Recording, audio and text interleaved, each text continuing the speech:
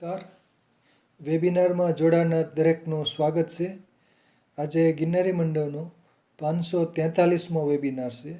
વક્તા છે જેસરના વૈદ્ય શ્રી રમજુભા સરવૈયા સાહેબ, જેઓ આપણને સાંધાના રોગો અને તેની સારવાર વિશે માહિતી આપશે. તો સાંધાના વિવિધ રોગો વિશે માહિતી આપશે વૈદ્ય શ્રી રમજુભા સરવૈયા સાહેબ. રમજુભા સરવૈયા સાહેબને વિનંતી કે તેઓ પોતાનું વક્તવ્ય હવે શરૂ કરી શકે છે. નમસ્કાર સર. જય ધન્વંતરી.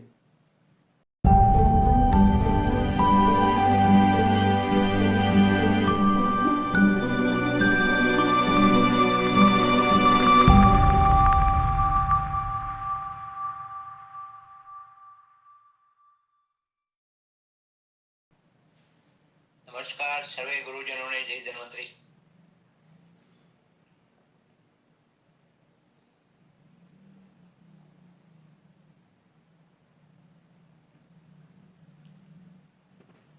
નમસ્કાર. શરૂ કરી શકો છો વક્તવ્ય. સાંધાના રોગો અને તેની સારવાર. બોલો સરવૈયા સાહેબ. હા, જય ધન્વંતરી સાહેબ. જય ધન્વંતરી. શ્રી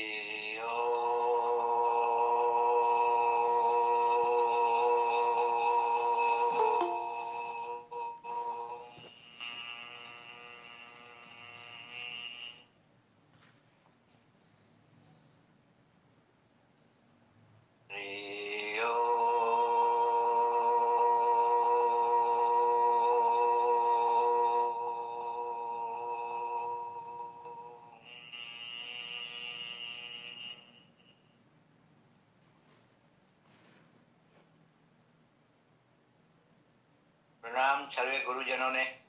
હું રમજુભા સરવૈયા જેસરથી. આજે આપણે વાત વ્યાધિના જે દુખાવા વિશે ચર્ચા કરવાના છે.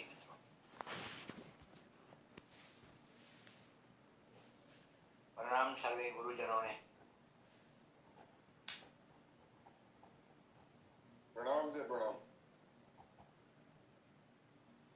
અત્યારે વર્તમાન સમયની અંદર આપણે બધા જોઈએ છીએ કે લગભગ રોગોની અંદર દુખાવાની ફરિયાદ વધારે છે. જાજો ભાગે દુખાવાના પેશન્ટ વધારે. કોઈ પણ સિટીમાં જુઓ તો કોઈ ઘર બાકી નહીં હોય કે આ ઘરમાં કોઈને કઈ શરીરનો દુખાવો નથી. તો એની પાછળનું કયું કારણ છે, શું જવાબદાર છે, આપણી શું એવી ભૂલો પડી તો આટલા બધા દુખાવાના હાંડાના રોગો વધ્યા? એના વિશે આપણે શું કાળજી લેવી જોઈએ, એના વિશે આજે આપણે ચર્ચા કરીએ. તો આપણા ઋષિ મુનિઓ મહાગ્રંથોની અંદર શાસ્ત્રોમાં લખી ગયા કે તમામ રોગોની પાછળ મૂળે તો 3 દોષ છે: વાત, પિત્ત અને કફ. હવે વાત, પિત્ત અને કફ એ શું છે કે આપણું આ સ્થૂળ શરીર જે છે એ અગ્નિ, આકાશ, પૃથ્વી, વાયુ ને જળ, પંચ તત્વોથી આપણું શરીર બન્યું. બે તત્વોના સંયોજનથી એક દોષ બને, વાત.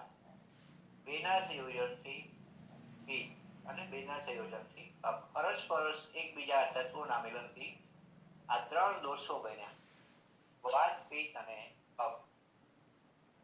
મહાપુરુષોએ, આધ્યાત્મિક તત્વજ્ઞાનીઓ એને ગુણ કીધા કે સત્વગુણ, રજોગુણ અને તમોગુણ. આ 5 તત્વોના 3 ગુણ છે. જ્યારે શુદ્ધ હતા ત્યારે એને ગુણ કીધા અને એનામાં મલિનતા આવી એટલે એને દોષ કીધા: વાત, પિત્ત અને કફ. આ બેલેન્સ વિખાણું એટલે દોષ કીધા. સમપરમાણમાં જ્યારે દોષો હતા ત્યારે એને ગુણ કીધા. તો શાસ્ત્રોની અંદર કીધું છે કે ભાઈ કફથી 20 પ્રકારના રોગ થાય અને પિત્તથી 40 પ્રકારના રોગો થાય અને વાયુથી કે 80 પ્રકારના રોગો થાય. આ ત્રણ દોષની અંદર બધા કરતા રોગની શક્યતા વાયુમાં વધારે કીધી કે 80 પ્રકારના વાયુથી રોગ થાય. તો અત્યારની આપણે દિનચર્યા, ઋતુચર્યા, રાત્રિચર્યા આ બહુ એની અંદર જવાબદાર છે. આ દોષો કુપિત થઈ અને રોગ વધારે ફેલાવાની પાછળનું કારણ આપણી જીવનશૈલી, આપણી ખાનપાનની ટેવો, આપણી જાગવાની આદતો, રાત્રે આપણે 1 વાગે 2 વાગે સૂવું, રાતના ઉજાગરા કરવા અને દિવસે સૂવું ને સવારે મોડું જાગવું, વિરુદ્ધ આહાર. ખરેખર તો અત્યારની આપણી ખાનપાનની સિસ્ટમની અંદર કોઈ ઘર એવું બાકી નહીં હોય કે એના ઘરમાં વિરુદ્ધ આહાર નથી આવતો. કારણ કે આપણી પરંપરા ભૂલ્યા કે કયા રસની હારે કયા સંયોજન ન કરાય એ વિરુદ્ધ આહાર કહેવાય. એ આપણી ઋષિ પરંપરા, જે આપણા વડીલોને જે જ્ઞાન હતું એ આપણે ભૂલ્યા.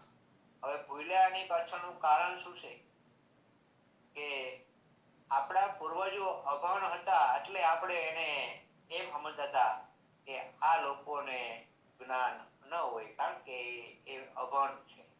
અને અત્યારે આપણે ભણી ગણીને હોશિયાર થયા અને સ્થિતિઓમાં બધે ફર્યા એટલે આપણા મનની અંદર આપણે એવું નક્કી કરી કે આપણને જ્ઞાન છે, પણ એ આપણી ભૂલ ભરેલી વાત છે. આપણા જે અભણ પૂર્વજોને જે જ્ઞાન હતું એ અત્યારના આપણા સાયન્ટિસ્ટોને જ્ઞાન નથી, મારો એવો મત છે. એટલે આપણી પરંપરા ભૂલ્યા અને વિરુદ્ધ આહારને હિસાબે રક્ત દૂષિત થયા અને એના હિસાબે દોષ કુપિત થયા અને એ દોષને આધીન આપણા શરીરમાં રોગો વધ્યા. તો હવે આપણે એ રોગોમાંથી મુક્ત થવું હોય તો શું કરવું જોઈએ કે આપણી જૂની પરંપરા આપણે અપનાવવી જોઈએ. જ્યાં સુધી આપણે જૂની પરંપરામાં ન જાય, આપણે દિનચર્યા, રાત્રિચર્યા, ઋતુચર્યા આ બધું આપણે ધ્યાન ન દઈ તો આપણે કોઈ દિવસ હોસ્પિટલમાં જઈ અને રોગ મટાડી શકીએ એ શક્ય જ નથી. કારણ કે રોગ આપણે રસોડામાંથી પેદા કરીએ છીએ અને આપણે મટાડવા માટે હોસ્પિટલમાં જઈએ છીએ. આપણી અતિ ભૂલ ભરેલી વાત મને લાગે છે. એટલે આપણે ખાનપાન ને આપણી ઋતુચર્યા, દિનચર્યા આપણે સુધારવી જરૂરી છે. હવે વાત વ્યાધિના જે રોગો જે છે એના અલગ અલગ આપણે નામો આપ્યા. જેવું જેવું કામ કર્યું એવા આપણા શરીરમાં નામ આપ્યા. મૂળે તો દુખાવો, પણ આપણે ગઠિયો વા કીધો, વાત રક્ત, વાત રક્ત ને ગઠિયો કીધો વાત, અને અંગ્રેજીમાં એને ગાઉટ કીધો. તો વાત રક્ત એટલે રક્તની અંદર વાયુ ભર્યો એને હિસાબે આપણે વાત રક્ત કીધો. અને ગઠિયો વા શરીરમાં જ્યાં જ્યાં હાંધાઓ હોય ત્યાં ગાંઠો ઉત્પન્ન કરે અને યુરિક એસિડ નું પ્રમાણ એમાં વધે અને ક્ષારના ગાંગડા જામીને હાંધાઓ એમાં ગાંઠો ઉત્પન્ન કરી અને એ દુખાવો કરે. એને આપણે ગાઉટ નામ આપ્યું અંગ્રેજીમાં, અને આપણે આયુર્વેદ શાસ્ત્રો મુજબ એને ગઠિયો વાત રક્ત. હવે એમાં સમજીએ કે યુરિક એસિડ નો એમાં વધારો થાય છે એટલે પિત્ત એની જોડે છે એ ફાઇનલ થઈ ગયું. કારણ કે પિત્ત એ જો એ વાયુની હારે ન હોય તો યુરિક એસિડ ના વધે. એસિડ એક પ્રકારનો અગ્નિ છે. અને આ વાત રક્ત છે ગઠિયો વા, એમાં લાંબા સમયે જો એની સારવાર લેવાથી અસાધ્ય જ્યારે થાય તો કિડની ઉપર 100% અસર કરે એવા કેસો આપણે ઘણા જોયા છે. એને કિડની સંકોચ આવવાની શક્યતા વધારે રહે છે. આ ગઠિયો વા જે વાત રક્ત કીધો એમાં. મૂત્રપિંડના વાતરક્તને હિસાબે આ પ્રોબ્લેમ એને થાય છે અને એને કિડનીના પ્રોબ્લેમ વધારે થાય. અને એમાંય આપણે દુખાવાની અત્યારની મેડિસિન લેતા હોય ઓવર અતિશય કે જ્યારે દુખાવો ત્યારે ટેબ્લેટ લઈ લેવી, એટલે લાંબા ટાઈમે કિડની ઉપર એની 100% અસર થાય છે. અને પછી આપણે ખાનપાનમાં ફેરફાર કરતા નથી, આપણી જીવનશૈલી સુધારતા નથી, આપણે દવાથી જ રોગને મટાડવા પ્રયત્ન કરી છીએ. એટલે છેલ્લે આપણે કિડનીની સારવાર શરૂ કરવાની રહે અને દુખાવો તો કોઈ દિવસ મટતો નથી. આપણે વાત રક્ત ગઠિયો વાતમાંથી આપણે મુક્ત નથી થતા અને આપણે છેલ્લે પછી કિડનીની સારવાર આરે શરૂ કરવાની રહે. જ્યારે મોટો રોગ આપણા શરીરમાં આવે ને એટલે નાના રોગને આપણે ભૂલી જવાનું. પછી એમ કોઈ પૂછે કે શું પ્રોબ્લેમ છે તો કે કિડની કેમ છે. હવે ખરેખર તો હતો આપણને દુખાવો ને એની આપણે દવાઓ, પણ એ ભૂલી ગયા કારણ કે આ મોટો રોગ સાબિત થયો છે. આવી આપણી પરિસ્થિતિ છે. હવે સંધિવાત, આપણા શરીરના જેટલા હાંધાઓ હોય એ બધા પકડાય અને ફર્યા કરે. ઘડીક કમરનો દુખાવો, ઘડીક ગોઠણનો દુખાવો, ઘડીક આપણને કોણીનો દુખાવો, ખંભાનો દુખાવો, એમ દુખાવો ફર્યા કરે શરીરમાં. એને સંધિવાત કીધો, એને કીધો અંગ્રેજીમાં રૂમેટિઝમ. આ વાતરૂપમાં ખટાશ બિલકુલ લેવાય નહીં, જરા પણ ખટાશ ન લેવાય સંધિવાતની અંદર. અને જો એમાં ખટાશ લેવાથી આ રોગ વધે. પછી આપણે એમાં પણ પરસેવો વધારે પડે એટલે એમાં પણ પિત્તનું પ્રમાણ આવે હોય છે. પછી પક્ષઘાત આપણે કહીએ, પક્ષઘાત એ પણ એક વાયુનો રોગ છે, લકવો. અંગ્રેજીમાં એને પેરેલિસિસ કહે છે. એકાંગવાત પણ આપણે કહીએ છીએ. અડધો અંગ પકડાય, પક્ષઘાત એટલે ડાબુ અથવા જમણું અથવા નીચેનું અથવા ઉપરનું, એકાંગવાત આયુર્વેદની અંદર કહે છે. ઉરુષ્સમ, કમરથી નીચેનો ભાગ પકડાય એટલે આપણે એને ઉરુષ્સમ કહીએ છીએ. અને અંગ્રેજીમાં એને પેરેલિસિસ કહેવામાં આવે છે. આ પણ એક વાયુનો જ પ્રકોપ છે. પછી કે અર્ધિત વાયુ, અડદિયો વા, એમાં આપણું શરીર કંપા કરે અને શરીરના દુખાવા થાય. પછી કીધું વિષમ સ્નાયુવાત. વિષમ સ્નાયુવાત એટલે વિષ કેતા ઝેર, આપણા સ્નાયુની અંદર કાંઈ પણ દોષોનો સંગ્રહ થાય એને હિસાબે આ વિષમ સ્નાયુવાત થાય. એમાં માથામાં કોઈ ઈજા થઈ હોય તો એનાથી થાય, મનોવિકારથી થાય, કબજિયાતથી થાય, કૃમિથી થાય, રક્તાશયના વ્યાધિથી પણ આ થાય. આ રોગમાં હાથ પગ અને મોઢું અસ્થિર રહે. આપણે હલાવવું ન હોય તો હિલ્યા કરે, આપણે હાથમાં કઈ પકડી ન શકીએ. આ પરિસ્થિતિ વિષમ સ્નાયુવાતની અંદર થાય છે.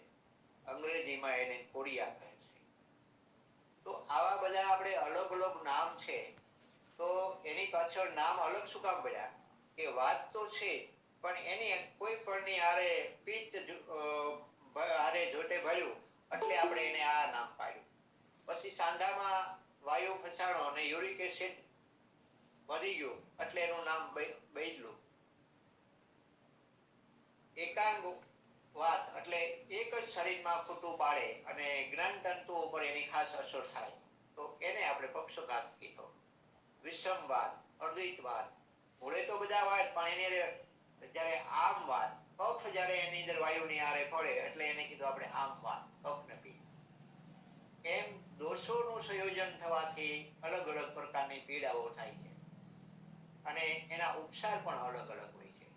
ઘણી વખત આપણે ગ્રુપમાં કે વોટ્સએપમાં કોઈ પ્રશ્ન પૂછે કે મને દુખાવા બહુ થાય છે, તો વૈદ્યજનો ઘણા આપણે એમાં મેસેજ આપણે લખીને મૂકતા હોય છે કે આ વસ્તુ લ્યો એટલે તમને દુખાવો મટી જશે, 100% પરિણામ છે. આ તમે ઉપચાર કરો, આ યોગ લ્યો એટલે તમને મટી જશે. ખરેખર આ જે આપણે કામ કરીએ છીએ એ આયુર્વેદને બદનામ કરવાનું કામ કરીએ છીએ. આપણો ભાવ સારો છે કે આપણે નિસ્વાર્થ ભાવે આપણે એને સલાહ આપી છીએ ને કહીએ છીએ, પણ એમાં દર્દીનું કલ્યાણ થતું નથી. શું કામ નથી થતું? કે વૈદ કે ડોક્ટર અભ્યાસુ હોય અને એને દર્દીની સ્થિતિ જોઈ હોય કે એને દુખાવો તો છે પણ કઈ રીતનો છે, એને સંધિવાત છે, એને વાતરક્ત છે, એને પક્ષઘાત છે, એને વિષમ સ્નાયુવાત છે, કયા પ્રકારનો દુખાવો છે, વાયુ તો છે, એની હારે કફનો દોષ છે, પિત્તનો દોષ છે, તો કયા દોષને આધીન દર્દીની તપાસ કરી અને કયો આપણે દોષ ઉપર એને પરેજી આપવી. જ્યાં સુધી વૈદ ડોક્ટર વાત પિત્ત કફ આ દોષ નક્કી ન કરી શકે ત્યાં સુધી ચોક્કસ પરેજી ન આપી શકે. પરેજી ચોક્કસ ન આપી શકે એટલે કોઈ પણ ઔષધ રોગ ન મટાડી શકે. શાસ્ત્રોમાં કીધું છે કે કોઈ પણ રોગની અંદર પરેજી વગર રોગ મટતો નથી અને જો પરેજી રાખે તો ઔષધની જરૂર નથી. આવું આપણા શાસ્ત્રકારો લખી ગયા છે. એટલે આપણા શરીરમાં જે દોષો વધી ગયા છે એ દોષોનું શમન કરવા માટે એ પરેજી આપણે આપવી જ પડશે. જો આમ વાત હોય તો એને આપણે કહેવું પડશે કે તમારે આથા વાળું ને ખાટું ને તળેલું આવું બધું તમારે બંધ કરવાનું, નહીં ખાવાનું. એકદમ પચવામાં હળવો ખોરાક લેવાનો. જેના શરીરમાં કેલ્શિયમ ઘટી ગયું છે ને હાંધાના દુખાવા, ગોઠણના કે ઘૂંટીના જ્યારે પગ હલાવે એટલે કટકટ અવાજ આવે તો એ કેલ્શિયમના દુખાવા છે. તો આપણે એને કહી શકીએ કે ભાઈ તમારે કેલ્શિયમ વાળા ખોરાક વધારે લેવાના. ખાંડ અને મીઠું, લીલા મરચા, આ બહારની બજારું કે તેલ વાળું એ નહીં લેવાનું, કારણ કે એ આપણા શરીરમાંથી યુરિન માટે કેલ્શિયમને ઘટાડવાનું કામ કરે છે. ખાંડ એક પ્રકારનો ક્ષાર છે, મીઠું પણ એક પ્રકારનો ક્ષાર છે, એ શરીરને ધોવાનું કામ કરે. તો એવા પેશન્ટને આપણે એને સલાહ આપવી જોઈએ કે આ સદંતર તમારે બંધ જ કરવું પડશે. ગળપણમાં તમારે ખાંડની જગ્યાએ ગોળ જ લેવાનો અને મીઠું 75% ઓછું કરવાનું, 25% તમારે સામાન્ય પ્રમાણમાં લેવાનું, પણ એ સિંધવ મીઠું લેવાનું, કોઈ કેમિકલ વાળા નહીં લેવાના. આવી કડક પરેજી તમે ક્યારે આપી શકો કે તમે દર્દીને જુઓ, એની ફરિયાદ સાંભળો, ત્યારે તમે એને પરેજી આપી એને ઔષધ નક્કી કરી શકો. ઔષધ તો શાસ્ત્રો પ્રોડક્ટ ઘણી મહાપુરુષો લખી ગયા દુખાવાની ઉપર, પણ આપણે કેમ નક્કી કરશું કે આને કઈ દવા આપવી? જ્યાં સુધી આપણે ચોક્કસ નિદાન ઉપર ન જઈએ ત્યાં સુધી આપણે એમના નુસ્ખા આપણે આપ્યા કરીએ તો દર્દીને રોગ મટશે નહીં અને આયુર્વેદ બદનામ થશે અને ઉપર જતા એમ કહેશે કે મેં ઘણી સારવાર આયુર્વેદિક કરી પણ મને કાંઈ રાહત થઈ નથી. આક્ષેપ આયુર્વેદ ઉપર કરશે, કારણ કે ફોન કરીને આપણે મેસેજ દ્વારા પૂછી લેવું તો મને આ પ્રોબ્લેમ છે તો મારે શું કરવું. એટલે કોઈ આપણે એમ થાય કે ભાઈ આપણે સમજીથી થોડું ઘણું તો આપણી ફરજ છે એટલે આપણે એને સલાહ આપી દઈએ ને હાજો થઈ જાય, પણ કોઈ દિવસ ન થાય. દુખાવાની ઘણી શાસ્ત્રો પ્રોડક્ટ લખી છે મહાપુરુષોએ, એ યોગરાજ ગુગળ, હરિયો દશાંગ ગુગળ, રસનાદી ગુગળ, સિંહનાથ ગુગળ, એકાંગ વિષ રસ, વિષમ વાતારી રસ, રસનાદી ગુગળ, દસમૂળા રિષ્ટ, અશ્વગંધા રિષ્ટ, એરડ પાક, લસુનાદી વટી, અશ્વગંધા પાક, મેથી પાક, આવા અનેક ઉપચારો મહાપુરુષોએ કીધા છે.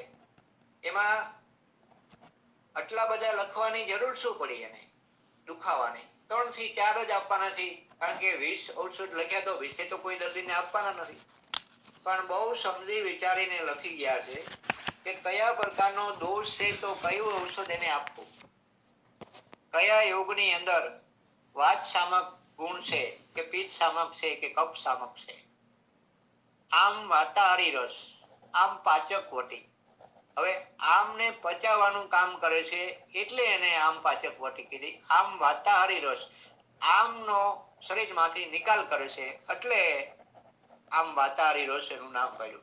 એટલે એ આમ વાત વાળાને અપાય, બરાબર છે, પણ આમ વાત તો પેલા ઓળખવો જોઈએ ને કે આને આમ વાત જ છે. એટલે આ આપણે બધાને બહુ વિચારવાની જરૂર છે કે નજીકના કોઈ વૈદ હોય એની સલાહ લઈ અને પછી આપણે સારવાર લેવી જોઈએ અને તો જ આપણે રોગમાંથી મુક્ત થઈ શકીએ અને આયુર્વેદ બદનામ ન થાય અને આપણે બધાનો આયુર્વેદ ઉપર વિશ્વાસ ટકી રહે. આવો મારો કહેવાનો ભાવાર્થ છે. હવે આપણે એમ કહી કે આયુર્વેદમાં ઇમરજન્સી ઉપચાર નથી. ખરેખર વૈદોને ઊંડાણ પ્રકારનો અભ્યાસ કરી અને પાવર વાળા ઔષધો બનાવવાની જરૂર છે, મહેનત કરવાની જરૂર છે. જેટલા માદક પદાર્થો છે એ ઇમરજન્સી તાત્કાલિક રાહત 100% આપે. અફીણ છે એ માદક પદાર્થ છે, એક ખોરાસાની અજમો છે, ભાંગ છે, ઝેરકોસલું છે, કપૂર તેલ છે. આ ઇમરજન્સી દુખાવામાં એલોપેથિક જેવું કામ કરે એવો મારો અનુભવ છે. પણ એની માત્રા, કયા રોગીને કયું ઔષધ આપવું એ વૈદ્યને નક્કી કરવું જોઈએ. કારણ કે આમ વાતનો દર્દી હોય તો એને બિલકુલ માલિશ કરાય નહીં, એને શેક કરાય, એને શેકથી ફાયદો થાય, એને માલિશથી ફાયદો ન થાય. બાકી સંધિવાતનો પેશન્ટ હોય તો એને માલિશથી ફાયદો થાય. આમ દોષ અનુસાર આપણે ઉપચાર એને કહેવા જોઈએ અને ઔષધ પણ એની દોષ જોઈને આપણે નક્કી કરવા જોઈએ. જેના શરીરમાં યુરિક એસિડ ને ગરમી વધારે પ્રમાણમાં હોય એને ઝાઝા પ્રમાણમાં આપણે ગુગળ ન આપવા જોઈએ. જેને અતિ વાત નો પ્રકોપ વધારે છે તો એને વાત શામક ઔષધ વધારે આપવા જોઈએ. જેના શરીરમાં કેલ્શિયમની ખામી છે તો એને આપણે અશ્વગંધા કે મેથી પાક કે એરડ પાક કે આવા બધા જે ઔષધો છે અમુક કે એને આપવા જોઈએ. એમ દોષ જ્યાં સુધી વાત, પિત્ત ને કફ આ ત્રણેય દોષનું કોની હારે સંયોજન છે એ નક્કી કર્યા પછી જ આપણે ઔષધનું નિર્માણ કરી શકીએ અને આપણે ચોક્કસ એને પરેજી આપી શકીએ. નહીતર ચોક્કસ પરેજી આપવી નહીં. દાખલા તરીકે પરેજી એટલે શું છે કે આપણા શરીરમાં વાત, પિત્ત અને કફ ત્રણ દોષમાંથી કોઈ પણ દોષ વધી ગયા. કોઈને નકરો વાત છે, કોઈને વાયુની હારે કફ છે, કોઈને કફની હારે પિત્ત છે, કોઈને વાયુની હારે પિત્ત છે, એમ કોઈને ત્રિદોષ છે, ત્રણે દોષ પકડેલા છે. તો આપણા આહાર શાસ્ત્રોની અંદર વાતકારક ખોરાક, પિત્તકારક ખોરાક, કફકારક ખોરાક, વાતનાશક ખોરાક, પિત્તનાશક ખોરાક, કફનાશક ખોરાક આવા બધા એના ગુણધર્મો આપ્યા છે. ઉત્તમ, મધ્યમ અને કનિષ્ઠ ત્રણ પ્રકારના ખોરાક કીધા છે. તો દોષ અનુસાર આપણે એને પરેજી આપવી જોઈએ અને કડક પરેજી આપવી જોઈએ કે આ બસ તમારે લેવાનું જ નથી. 3 મહિના સુધી તમારે આ નથી લેવાનું. પ્રકૃતિનો નિયમ છે કે આપણા શરીરમાં જે રસ વધી ગયો હોય એ રસનો દોષ આપણા શરીરમાં વધી ગયો હોય 90 દિવસ આપણે એ રસ એને બંધ કરાવીએ એટલે આપોઆપ એ દોષનું શમન થઈ જાય. જ્યાં સુધી દોષનું શમન ન થાય ત્યાં સુધી દોષ શરીરમાંથી મટે નહીં અને ત્યાં સુધી રોગ મટે નહીં. તો રોગને દબાવવાની વાત થઈ. શોધન થવું જોઈએ, દોષોનું શોધન. આપણા શરીરમાંથી પસીના વાટે, ઝાડા વાટે, યુરિન વાટે દોષોનું શોધન થવું જોઈએ. દોષ શરીરમાંથી બહાર નીકળી જવા જોઈએ અને એ દોષવાળા ખોરાક આપણે લેવાનું બંધ કરાવવું જોઈએ. તો જ એ વાયુ કરે એવા ખોરાક ખાય અને આપણે એને દુખાવાની દવા આપીએ તો એક બાજુથી દુખાવાનું તમે વાયુનું શોધન કરો છો ને એક બાજુથી વાયુની વૃદ્ધિ કરે છે. કોઈ દિવસ રોગ ન મટે.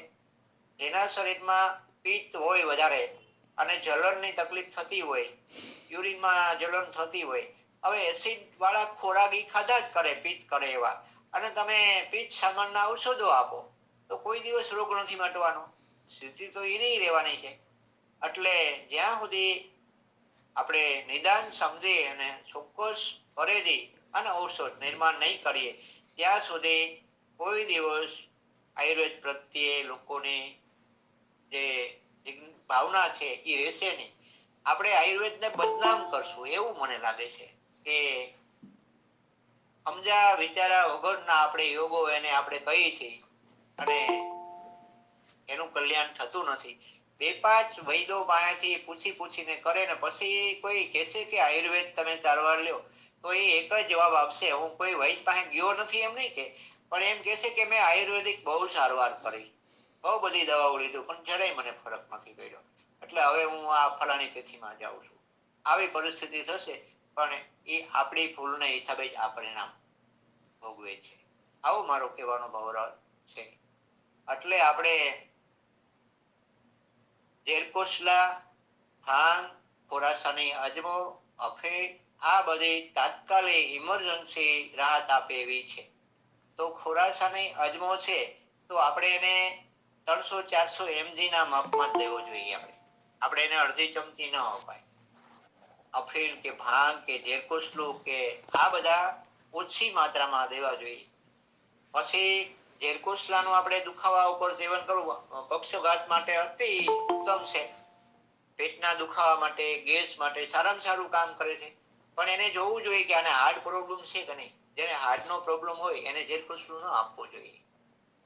એમ આપણે એની સ્થિતિ જોઈ અને પછી આપણે ઔષધ નિર્માણ કરવું જોઈએ, અને તો જ આપણે રોગને મટાડી શકીએ.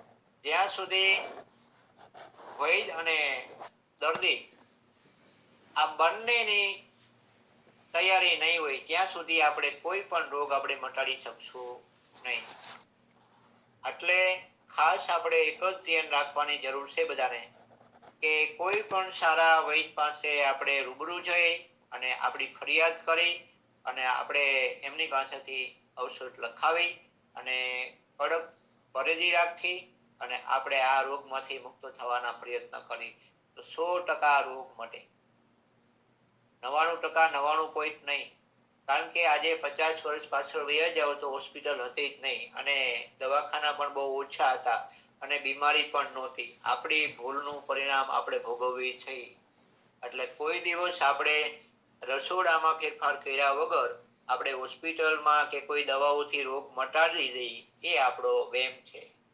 ઘણાને એવું પણ હોય કે આપણે આર્થિક રીતે સદ્ધર છીએ તો સારી હોસ્પિટલમાં આપણે દાખલ થઈ અને આપણે રોગ મુક્ત થઈ જશું.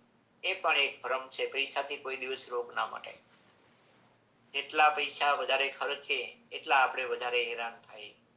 આથી સમજણની જરૂર છે વડીલો. એટલે ઘણી વખત આપણે ગોઠણના દુખાવા થતા હોય તો ગવર્મેન્ટના પૈસાનો આપણે 2.5 લાખ રૂપિયા આપે છે એટલે કે આપણે ગોઠણ બદલી નાખવા. પૈસા સરકાર આપે છે, શરીર તો આપણું છે. એટલે આપણે વિચાર કરવો જોઈએ કે ખરેખર આ ગોઠણ બદલાવાથી મારો કાયમી પ્રશ્ન હલ થઈ જશે. તો ભગવાને આપણે બુદ્ધિ આપી છે એનો આપણે વિચાર કરવો જોઈએ. કોઈ એમ કે ભાઈ તમારા જોઈન્ટ ઘસાઈ ગયા છે એટલે ગોઠણ બદલાવા પડશે. તો કુદરતે આપણા શરીરમાં એવા ઘણા અવયવો આપ્યા છે કે આપણા મોઢાના દાંત છે. દાખલા તરીકે દાંતને જેટલો ઘસારો છે એટલો ગોઠણને નથી. તો દાંત પહેલા ઘસાઈ જવા જોઈએ, ગોઠણ પછી ઘસાવા જોઈએ. આપણા હાથની હથેળી અને પગના તળિયા એમાં આજે રેખાઓ ગઈ નથી.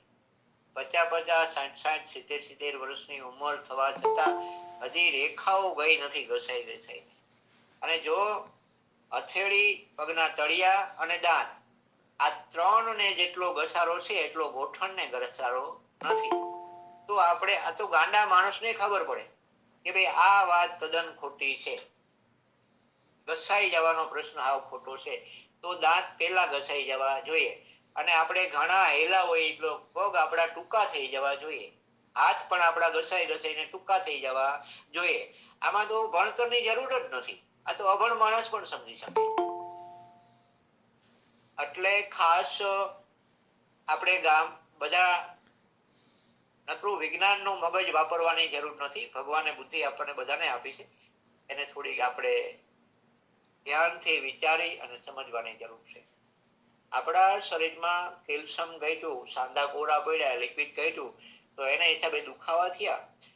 તો એના હિસાબે મલપા એસિડના, યુરિયાના, ક્ષારના ગાંગડા જાયમાં તો આપણે એને વૈદ પાસે કોઈ એને લેપ કરવાનો છે, શેક કરવાનો છે. આપણા શરીરમાં લિક્વિડ ગયું તો આપણે ગાયના ઘીનો કે ગાયના દૂધનો કે કેલ્શિયમ વાળા ખોરાકનો વધારે પ્રમાણમાં ઉપયોગ કરવાની જરૂર છે. કેલ્શિયમ ઘટાડે એવા પદાર્થો આપણે પરેજી રાખવાની જરૂર છે. આ રીતે આપણે રોગમાંથી મુક્ત થઈ શકીએ. સાંધા બદલાવાથી આપણે રોગમાંથી મુક્ત ન થઈ શકીએ.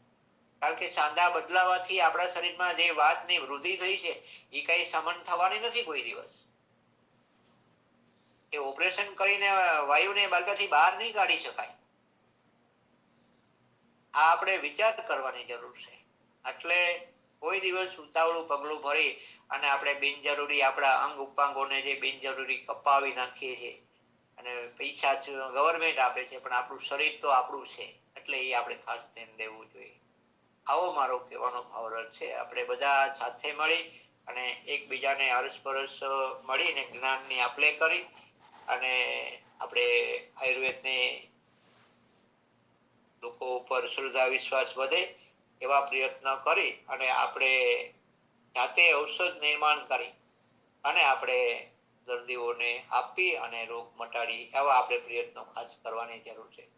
જ્યાં સુધી આપણે ઔષધ જાતે નિર્માણ નહીં કરીએ ત્યાં સુધી કોઈ દિવસ આપણે રોગ મટાડી શકવાના નથી. એ પણ એક ખાસ નોંધ લેવા જેવી છે. કોઈ પણ વૈદ ડોક્ટરો પ્રેક્ટિસ કરતા હોય એને ખાસ અનુભવ કરી લેવાનો. કોઈ પણ ફાર્માની ઘનવટી લાવવી. દાખલા તરીકે આપણે નિર્ગુણની ઘનવટી લાવવી અને પછી ભાંગીને ગરમ પાણીમાં જરાક ચોળીને ઓગાળી નાખવાની. ઓગાળીને પછી આપણે આછા કપડાથી એને ગાળી લ્યો એટલે કેટલો 300 mg ની ટીકડીમાંથી કેટલો પાવડર કપડામાં રહેશે એનો તમે વિચાર કરો. એટલે આ ઘનવટી છે કે ચૂર્ણવટી છે? ઘનવટી હોતી જ નથી. 10% જ ઘન હોય છે, બાકી 90% ચૂર્ણ એમાં હોય છે. ઘનવટી કોને કહેવાય કે ગોળનું તમે પાણી કરો એટલે 100% પાણી થઈ જાય. સાકરનું તમે પાણી કરો એટલે 100% પાણી થઈ જાય. ખાંડને ઓગાળો એટલે 100%, મીઠું એને 100% પાણી થઈ જાય. આને ઘન કહેવાય. આપણે કપડેથી ઘનવટીને ઓગાળીને ગાળવાની એટલે માલપા 75% એ ટેબ્લેટનું વજન પ્રમાણે પાવડરનો કૂચો રૂમાલમાં પડ્યો હશે. એટલે આપણે નક્કી કરવાનું આ ઘનવટી નથી, આ ચૂર્ણવટી છે. પણ એની પાછળનું કારણ શું છે કે આપણે માર્જિન વધારે જોઈએ છે, 50% માર્જિન જોઈએ છે, 66% માર્જિન જોઈએ છે. એનું પરિણામ આ ફાર્મસી વાળા એટલે આ રીતે કરે છે.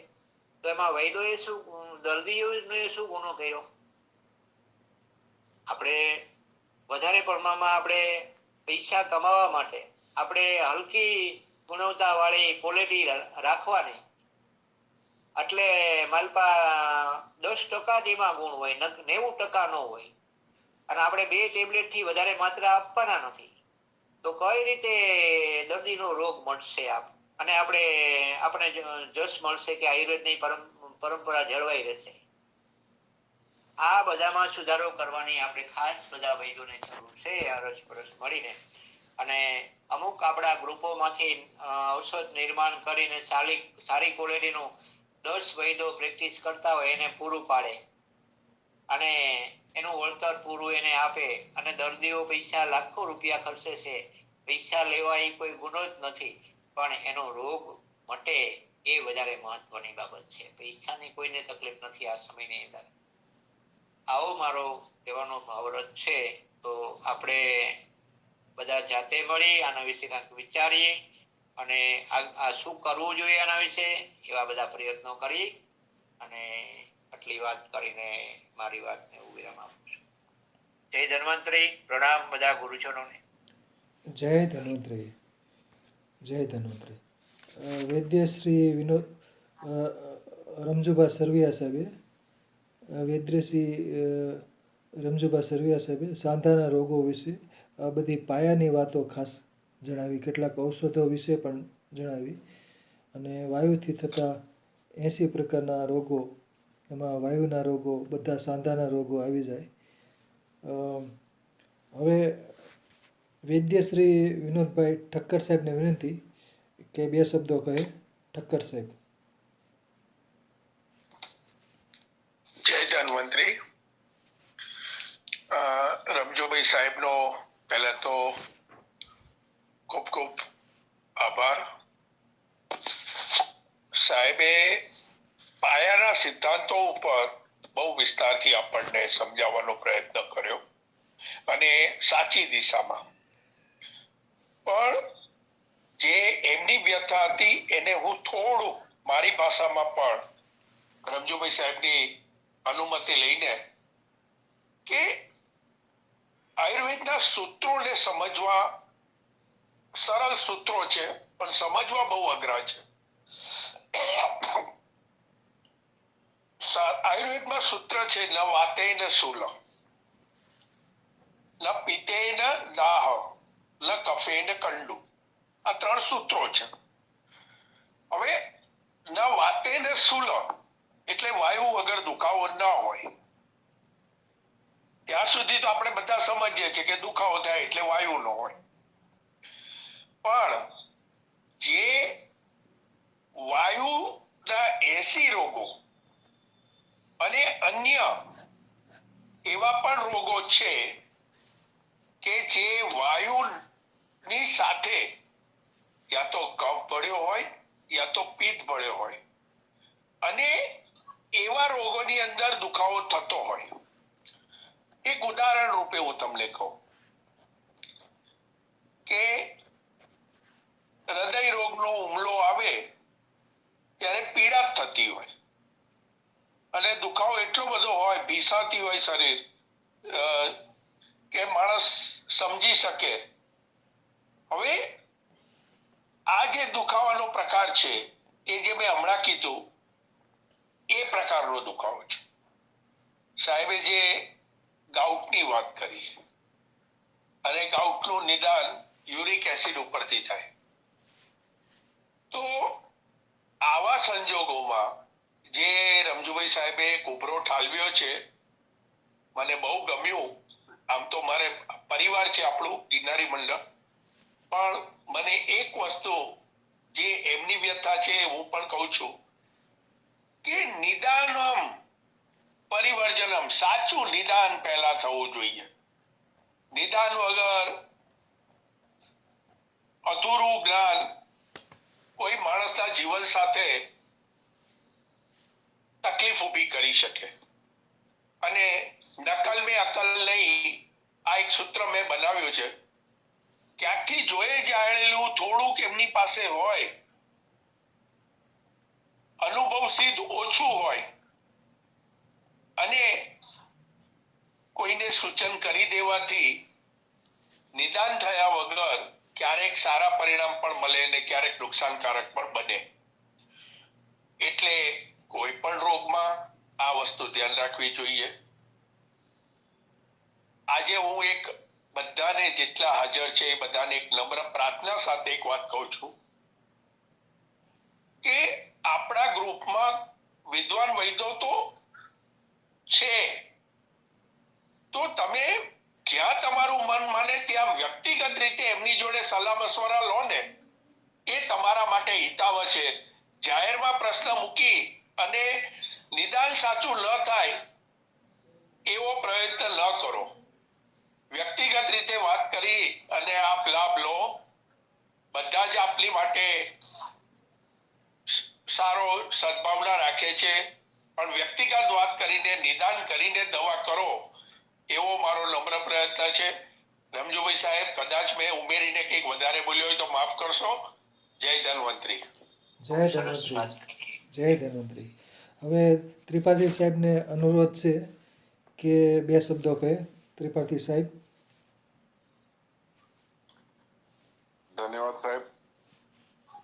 સાહેબે એક તો બહુ જ વસ્તુપરક વિષય લીધું છે જે આજ ઘર ઘરની સમસ્યા છે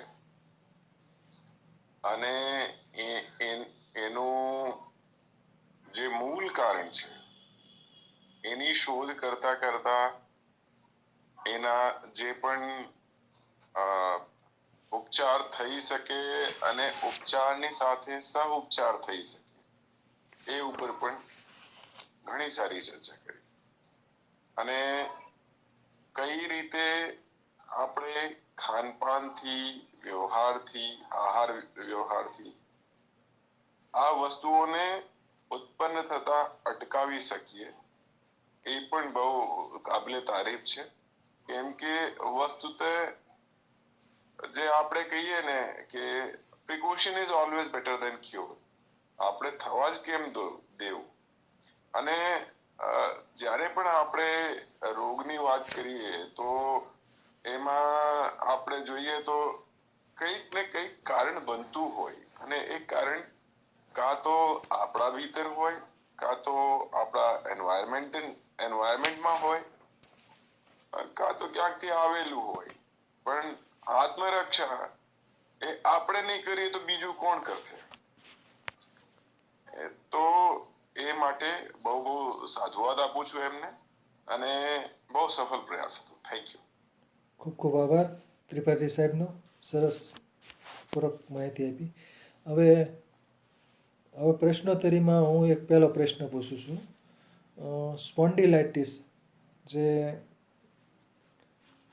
ડોક જલાઈ જવી, એ સામાન્ય રીતે થતો હોય છે. તો સ્પોન્ડિલાઇટિસ માટે શું જવાબદાર છે? રમજુભા સરવૈયા સાહેબ. સરવૈયા સાહેબ. હા સાહેબ.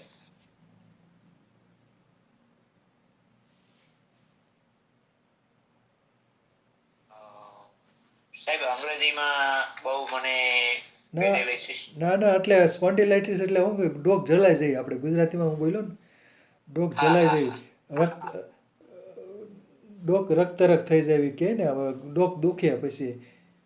આમ તો શું જો એની અંદર સાહેબ જે ગરદન પકડાઈ જવી, એની હારે વાયુની હારે પિત્તનું સંયોજન હોઈ શકે છે, સમજ્યા? અને શોલ્ડરના ભાગમાં સોજો આવે એટલે આપણે માથું આગુ પાછું હલાવવામાં આપણને ખેંચાય અને રગુ ઉપર સોજો આવે અને આપણને અંદર કેમ લવકારા થતા હોય એવો દુખાવો થાય. આ એક નર્વસ સિસ્ટમને, એક સ્નાયુની વિષમતાના હિસાબે આ થાય. તો એને ખાસ વાત સમાન ઔષધ આપવા બરોબર છે, પણ એને રક્તશોધક તો ખાસ કરાવવું જ જોઈએ આવા રોગોની અંદર. એ જટિલ પ્રોબ્લેમ છે. ઘણા ટાઈમથી એવા દર્દીઓ દવાઓ લેતા હોય પણ છતાં એને પરિણામ ચોક્કસ મળતું નથી સાહેબ. એની પાછળનું મેઇન કારણ આપણે એની ચોક્કસ નિદાનનો અભાવ, એને હિસાબે આ પરિણામ આપણે ભોગવીએ છીએ. બરાબર છે. આમ તો કેટલાક લોકો શું છે, ઓલી ડોક હાથમાં ઝાલી અને ટચાકીઓ ફોડતા હોય છે. એને પ્રેક્ટિક કહેતા હોય છે, કાયરોપ્રેક્ટિક. એમાં ટાઈમ પરવારી તરત રાહત થઈ જાય, પણ કાયમી માટે ઈલાજ એ નથી થતો સાહેબ. બરાબર. ઇમરજન્સી રાહત થઈ જાય છે, હા, પણ બરાબર પાછો છે. એ પ્રોબ્લેમ રહે જ છે. હા, બરાબર. બીજું, આ કટીસૂળ ઉપર પ્રકાશ પાડો. કટીસૂળ એટલે કેડનો દુખાવો ખાસ થતો હોય, લંબેગો ને બરાબર. એટલે આપણે એને આપણી ટસક્યું આપણે ગામડી ભાષામાં કહીએ છીએ સાહેબ, કે વાંકા વળવાથી કઈ વજન ઉચકવાથી કે આપણે પગથિયા ઉતરતા હોય ને પગ આપણો ચટકી જવો તો એક બાજુની કમર લચકાય અને કમરનો દુખાવો થાય. આપણે નીચે બેઠા હોય તો ઊભું થવામાં પણ તકલીફ થાય. એ કટીછોલ એટલે આપણે એને ટસક્યું કહીએ છીએ આપણે આયુર્વેદની ગામઠી ભાષામાં. આને હિસાબે પણ આ વસ્તુ થાય, અને એમાં કબજિયાતથી આ તકલીફ વધારે થાય છે. આવું મારા ખ્યાલમાં સાહેબ આવ્યું છે. તો ખરેખર એને જુલાબ આપીને, હળવો જુલાબ આપીને અનુલોમન કરાવવું જોઈએ વાયુનું. હા, બરાબર છે. ઠક્કર સાહેબ કંઈક કહેવા માંગે છે. બોલો ઠક્કર સાહેબ. ઠક્કર સાહેબ બોલો.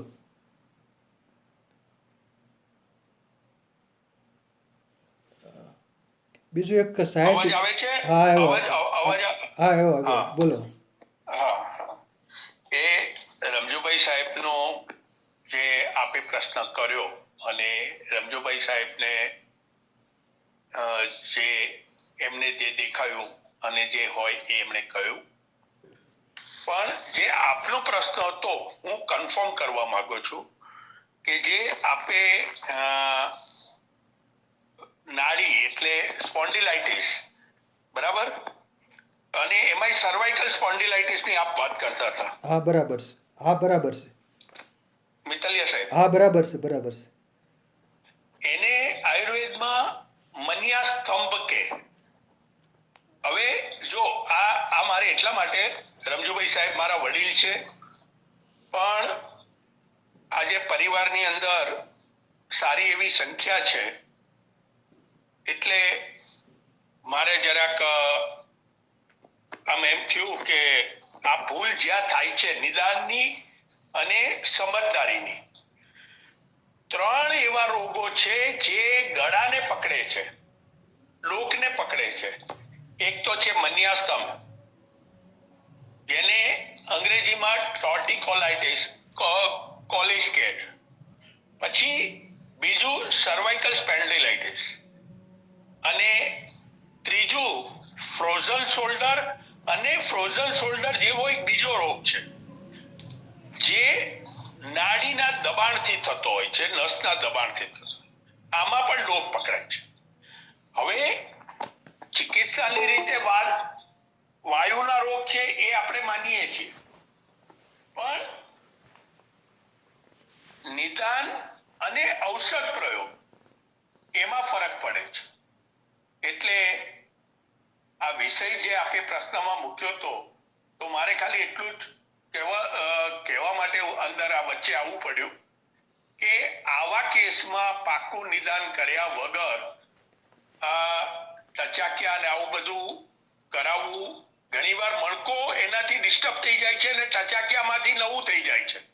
એટલે સમજી વિચારીને સાચું નિદાન થાય તો જ એવા પ્રયોગ હાથ ધરવા જોઈએ. અસ્તુ. વાહ વાહ, સરસ સરસ.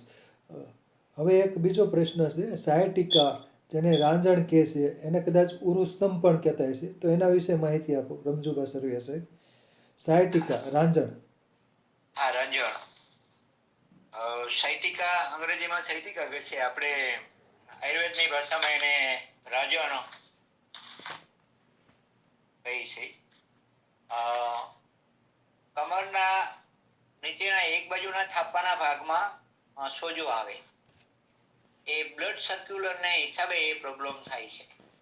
તો એલોપેથિકમાં ઘણી વખત એના MRI બધા રિપોર્ટો કરીને કહેતા હોય છે કે ભાઈ એને L4-5 ના ગાદી ખસી ગઈ છે, પણ ખરેખર મારા ખ્યાલથી તો એને બ્લડ સર્ક્યુલરમાં એક બાજુના પગ ઉપર પગ ટૂંકો થઈ જાય, ખેંચાય કમરથી, અને સીતા સુખાસનમાં હુરાવી અને 2 અંગૂઠા હરખા રખાવો એટલે એક પગ અંગૂઠો અંદર ને એક બહાર, પગ લાંબો ટૂંકો દેખાશે એને. એટલે એ સાયટિકા એટલે એક પ્રકારની થાપામાંથી નસ ખેંચાવી, એને ઘણી વખત ન્યાયિક લાડવા જેવી ગાંઠ થઈ જાય, તો એને પેટ સાફ કરાવવું જોઈએ અને વાયુ શમનના ઉપચારો કરવા જોઈએ. આનાથી જ એનું રિઝલ્ટ આવે.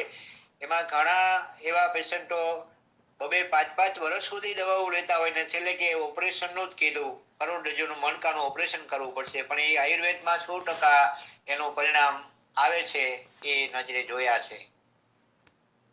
અને ઉબળક બેહવાથી એને જે બાજુને થાપામાં રગ ઉપર હોજો હોય એ બાજુના પગની પિંડીમાં એને રગુ ચડે અને પિંડીમાં ગોટલા થાય.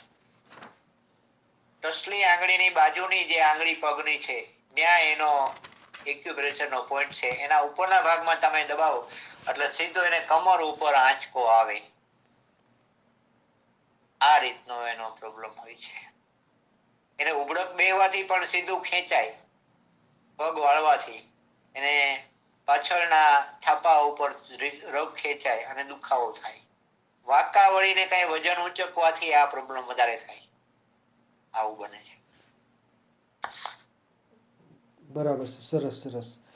બીજું ખાસ કરીને પગ શિયાળામાં જે વાઢિયા પણ થતા હોય છે, પગના ચીરા, તો એ પણ વાયુથી થતો રોગ છે? હા, એ વાયુ ને એમની હારે પિત્ત હોય છે, એમને બળતરા થતી હોય ને દુખાવો થતો હોય. એક પ્રકારનું શરીરમાં એસિડ વધી જવાથી આ પ્રોબ્લેમ થાય છે, કારણ કે વાયુ વગર તો ફાટે જ નહીં, પણ એમાં જે બળતરા થાય, ઘણાને લોહી પણ નીકળતા હોય, તો એને હારે પિત્ત હોય છે. બરાબર છે. ચીરા પડી જાય, એમાં શિયાળાનો ભાગ હોય ત્યારે વધારે પ્રમાણમાં થાય, અને પાણી ઓછું પીતા હોય તો એને હિસાબે પણ એ થાય.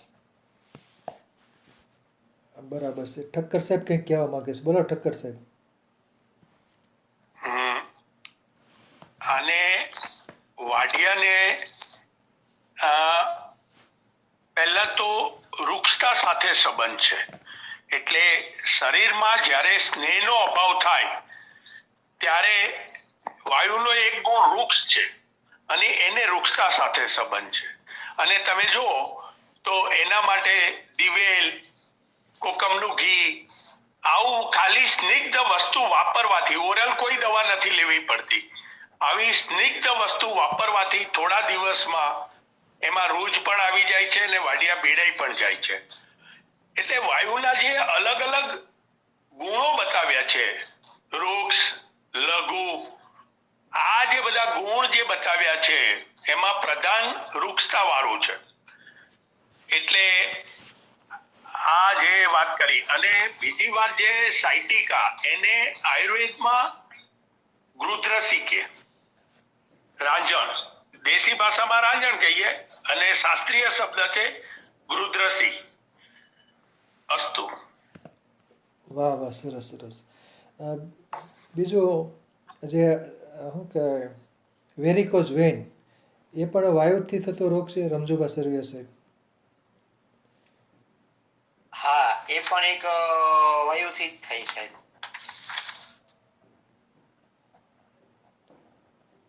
એમાં શું છે, શિરાઓ છે ને વાંકી ચૂકી થઈ જતી હોય છે, ખાસ કરીને લાંબો સમય ઊભું રહેવાનું થતું હોય. હા, એમાં જે શરીરના વાયુ બગડવાથી આ થાય. જ્યારે ઊભા રહેવા તો પગની નસું હોજી જાય. તો હોજી ક્યારે જાય કે ત્યાં વાયુનો પ્રેશર વધારે છે. એક ભાગમાં જ્યારે અનુલોમન, જે નીચેના ભાગમાં વાયુનો પ્રેશર વધારે હોય ત્યારે એને થઈ જાય ને, એને તમે સૂતા હોય ને તમે એમ કહો કે પગ નીચે ઓછીકું રાખીને માથા કરતા પગ ઊંચા રાખો તો એને એ રઘુ ફોજેલી તરત બેસી જશે. પણ મૂળે રોગ તો એ વાયુનો છે. વાયુ રઘુને ફૂલાવાનું કામ કરે.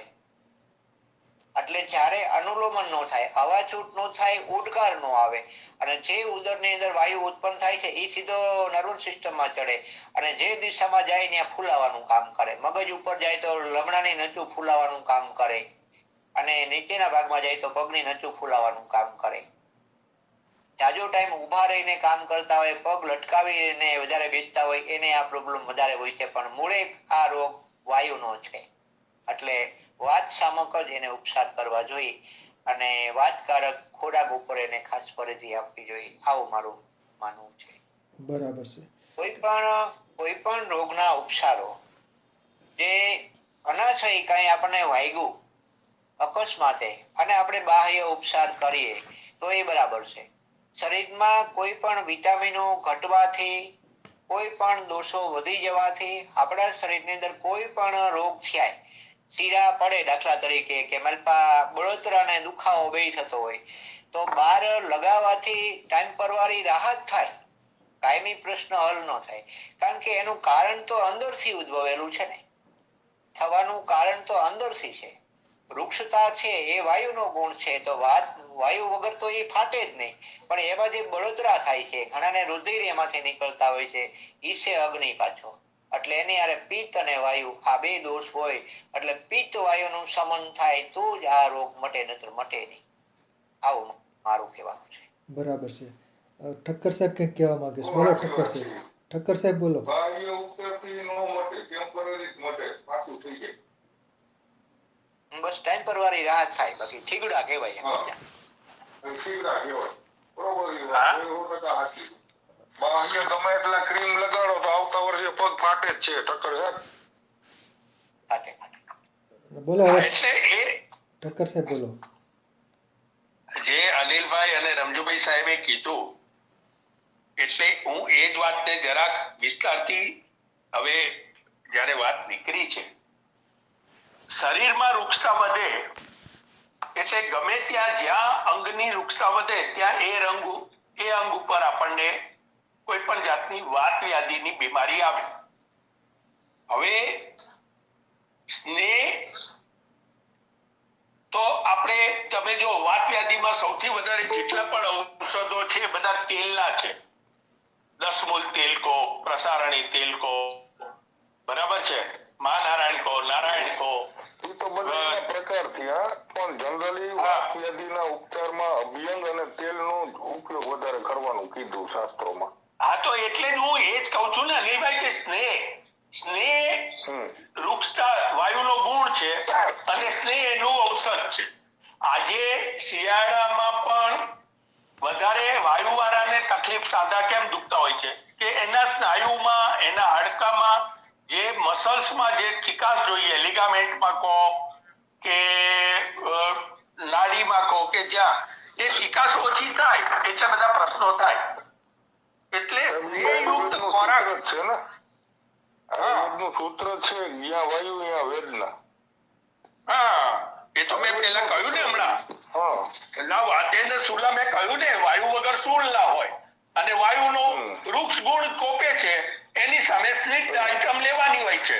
પણ અત્યારે મારે વારે ઘડીએ કેમ હાથ ઊંચો કરવો પડે છે, હું એની સ્પષ્ટતા કરી લઉં કે રમજુભાઈ સાહેબ કદાચ ભૂલી ગયા અથવા તો કંઈક એમને અત્યારે પરિસ્થિતિ એવી થાય છે કે બે વિજ્ઞાનની વચ્ચેની એક સમજદારીનો અભાવ ઉભો થાય છે. ડાયાબિટીસ હોય, બ્લડ પ્રેશર હોય, કોલેસ્ટ્રોલ હોય એટલે ઘી, ખાંડ, આ બધું તેલ, આ બધું બંધ કરાવે છે. હવે પરિસ્થિતિ શું થાય કે તેલ, ઘી, આ બધું જે એને લેવાની પરેજીમાં આવી જાય મેડિકલ ભાષામાં, એટલે એનામાં રૂક્ષતા વધતી જ જાય. એ રોગ એક બાજુ જતો રહે અને શરીરમાં રૂક્ષતા વધવાથી વાયુના અનેક રોગો અંદર ઘર કરી જાય. હવે આ પરિસ્થિતિમાં એક દર્દી માટે પ્રશ્ન એ છે કે કોણ સાચું, કયું વિજ્ઞાન સાચું? આ મોટામાં મોટી વર્તમાન સમયની દર્દીઓ માટે જે લોકો પીડા ભોગવે છે એમની આ સમસ્યા. એકલો સાંધાનો દુખાવો નથી હોતો, એમને બ્લડ પ્રેશર પણ હોઈ શકે, ડાયાબિટીસ પણ હોઈ શકે, કોલેસ્ટ્રોલ પણ હોઈ શકે, થાઇરોઇડ પણ હોઈ શકે કે બીજા અન્ય ઘણા બીજા રોગો હોય. આ પરિસ્થિતિમાં જ્યારે દર્દી અસમંજસ, એટલે જ મેં હળવી ભાષામાં હમણાં એક ટકોર કરી કે નજીકના સારા વૈદ્યની પાસે તમે સાચું નિદાન કરાવી અને તમે આગળ વધો તો જ તમે, હમણાં જે તીગડો શબ્દ કોણ બોલ્યું મને ખબર નથી, પણ નિદાન સાચું કરીને બોલ્યો તો આ તીગડા વાળો જે શબ્દ છે એ મારે ન બોલાય, પણ આ હકીકતમાં સાચું નિદાન થયા વગર જેટલા ઔષધ પ્રયોગ થાય છે એ તમે જે બોલ્યા એ શબ્દને લાગુ પડે, તીગડા કહેવાય, મૂળભૂત ચિકિત્સા ના કહેવાય. અસ્તુ. વાહ વાહ, સરસ સરસ. એરંડીનો એટલે એનો મતલબ એમ નથી કે બીજી પથ્થી કે બીજું વિજ્ઞાન ખોટું હોય. દરેકની પોતપોતાની થિયરી અને પોતપોતાની માન્યતા છે અને એ પ્રમાણે ઉપચાર કરે તો સારું થઈ જાય છે. બરોબર. હવે આપણે એમ કઈક વાત વૈધું, પિત્ત વૈધું, ઓલું વૈધું, પણ વિજ્ઞાન વાળા એમ કહે કે જેની પગની એડિયું ફાટતી હોય એના શરીરમાં જસતની ખામી છે, મતલબ ઝીંકની ખામી છે. ઝીંક વાળા પદાર્થો આપવાનું ચાલુ કરો એટલે એડી ફાટતી બંધ થઈ જાય. અને કોઈને પ્રેક્ટિકલ કરવું હોય તો તાંજરીઓ દેતા જાવ, બંધ થઈ જાય. હવે એ સાચું કે ખોટું હવે તમે કયો ઠક્કર સાહેબ? કરવું જ કરી લો પ્રેક્ટિકલ. હું તો આ જેટલા જણા સાંભળ્યું બધાને કહું, 30 કે 36 જણા એ બધાને. હવે અનિલભાઈ, પગના તળિયે હું તમને ઉપચારી બતાવી દઉં. આખો પગના તળિયે તમારે રોજ તાંજળિયાનો રસ લગાડવાનો અને એક કપ એનો રસ સવારે આવીને પાતા જાવ. હવે જોઈ લ્યો એનાથી વાત ઘટે, કફ ઘટે કે સ્નિગ્ધતા વચ્ચે હું વધે. બાકી વિજ્ઞાનની દ્રષ્ટિ એની અંદર ઝીંકનું પ્રમાણ વધારે. આવો મારો એક અનુભવ છે. હવે આપે જે વાત કરી ને, હવે અહીંયા કઈ થિયરી કામ કરે છે જો વિજ્ઞાન હું સમજાવું. તાંદરજાની ભાજી એની અંદર મિનરલ્સ, બધા જ મિનરલ્સ વધારે પ્રમાણમાં હોય છે. પહેલી વાત સમજી લો. અને બધી ભાજીમાં મિનરલ્સ વધારે હોય, બધી ભાજીમાં. પછી એ મેથીની હોય, તાંદરજાની હોય, પાલકની હોય, સુવાની હોય, જે લીલા કલરની ભાજી જેટલી છે એ બધામાં મિનરલ્સ થોડા વધારે હોય. હવે પરિસ્થિતિ જે તમે કીધી, તો તાંદરજાનો એક ગુણ છે ને, વાયુનું અનુલોમન કરવાનો છે. આ સમજી લેજો. વાયુનું અનુલોમન કરી અને અપાન વાયુ ને સુધારવાનો ગુણ તાંદરજાનો છે. સાથે તાંદરજાની ભાજી અને રોટલી ખાઈને આખી જિંદગી માણસ જીવે ને તો લગભગ માંદગી આવે જ નહીં. આવે જ નહીં. મેથી ઠક્કર સાહેબ અહીંયા એક વાત કહેવા માંગીશ હું કે મેથી જેટલો તો વાયુનો અનુલોમન કરવાનો ગુણ કાંકરિયામાં નથી જ એમ. તો મેથીની અનુલોમન? ભાજીને મટી જવું જોઈએ ને. હા પણ હું એ જ કહું છું ને, આ અત્યારે તમે જે વાત કરી ને અનિલભાઈ, એ સમજવા જેવી વાત આવી. એ સમજવા માટે આપણા મિત્રો જે બધા બેઠા છે એને બહુ આપણા બેની ચર્ચા છે ને કંઈક નવી દિશામાં પ્રકાશ પાડશે. દરેક હવે પ્રકાશનું સોલ્યુશન હું કરું છું. મેથી વાયુનાશક છે, વાયુના રોગમાં ચાલે. ઈ જ જગ્યાએ તમે પાલક વાપરો એટલે દર્દીનું વધી જશે પ્રોબ્લેમ. બીજું કે હું જેટલા દર્દીની એડી રિપેર કરું છું એ દરેક એડી ફક્ત વાયુથી નહીં પણ યુરિન લાવતી કોઈ પણ દવાથી એડીના દુખાવા મટે છે. એટલે કે સાટોડી આપો તોય મટે છે, તાંદરજો આપો તોય મટે છે, પણ સાથે વાયુનાશક દવાનો ઉપયોગ કરવો જરૂરી છે. વિજ્ઞાનની દ્રષ્ટિએ યુરિક એસિડ અને ક્ષાર વધવાથી એડીના દુખાવા વધે છે અને એડીના એડીના દુખાવા દુખાવાની વાત નથી. કોરડિયા સાહેબ બધી સાંભળો પેલા તમે વસ્તુ અહીંયા ચર્ચા હું હાલે. હા બોલો. પગની એડી ફાટવાની વાત હાલે. હા એડીની જ વાત છે, ફાટવી કે દુખાવો. દુખાવાની નહીં. હા બે વસ્તુ અલગ છે. એડીનો દુખાવો અલગ છે અને એડી ચામડી ફાટવી અલગ વસ્તુ છે. ચામડી ફાટવી નો આવે કેવી છે. રીતની થાય? હા. ચામડી ફાટવામાં હું એડી નથી વાત ફાટવી કરતો. એને જ કહેવાય ને. હા. હું એડીના દુખાવાની વાત કરતો હતો, સોરી. ચાલો હા, એ જ ચાલો, કહી છે ને. ચાલો. હા એટલે બરાબર છે. અને આમાં ત્યાં હવે આમાં શિયાળામાં શું છે, આપણો મચલી હશે. હા શિયાળામાં શું છે, ભેજનું પ્રમાણ ઘટી જતું હોય છે. એટલે ચીરા સામાન્ય રીતે ભેજ ઘટી જાય એટલે પણ ચીરા પડવાનું પ્રમાણ વધી જાય છે. પાણીમાં રહેતા હોય અને બરાબર તો પણ ચીરા પડતા, મહિલાઓને વધુ ચીરા પડતા, વાઢિયા પડતા હોય છે. અને ખાસ કરીને શિયાળામાં જ્યારે ભેજનું પ્રમાણ ઘટી જતું હોય ત્યારે ખાસ પગમાં ચીરા પડવાનું વધી જતું હોય છે.